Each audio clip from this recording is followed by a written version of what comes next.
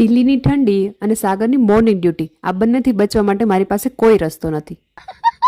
તો સવારમાં ઉઠીને બધાથી પહેલા સાગર માટે ટિફિન બનાવ્યું. સાગરને વળાવીને મેં બધાથી પહેલા ગરમ પાણી કર્યું અને એ પીધું. ત્યાં તો એશુબેન પણ ઉઠી ગયા હતા. પછી એને પણ એક ગરમા ગરમ ભાખરી બનાવી આપી અને એણે ભાખરી ખાધી. મેં એને કીધું કે પેલા બ્રશ તો કરી લે, તો કે નહીં મારે બ્રશ નથી કરવું, મારે તો હજી સુવાનું છે એમ કરી અને એ પાછી સૂઈ ગઈ. આજે ઘણા બધા દિવસ પછી તડકો નીકળ્યો હતો એટલે મેં જલ્દી બધું કામ પતાવી દીધું અને એશુને લઈ અને પાર્કમાં આવી ગઈ. ઘણા દિવસથી એશુ પણ પાર્કમાં નથી આવી એટલે એને પણ બહુ જ ગમ્યું અને આવતા વેત જો હિંચકો પકડી લીધો.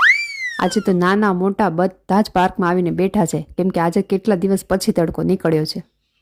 હજી તો હું બેઠી અને 2 મિનિટ પણ નથી થયા તો એશુ પાણીપુરીવાળા ભાઈને જોઈ ગઈ અને રડવાનું ચાલુ કરી દીધું. એક તો શિયાળાના લીધે પહેલેથી જ બીમાર છે અને ઉપરથી પાણીપુરી ખાવી છે. ઘરે આવીને હેન્ડવોશ કરાવ્યા અને બધાથી પહેલાં એને સબ્જી રોટી ખવડાવ્યું. ત્યાં સાગર પણ આવી ગયા હતા તો ફ્રૂટ કાપી અને પછી હું રસોઈ બનાવવા લાગી ગઈ.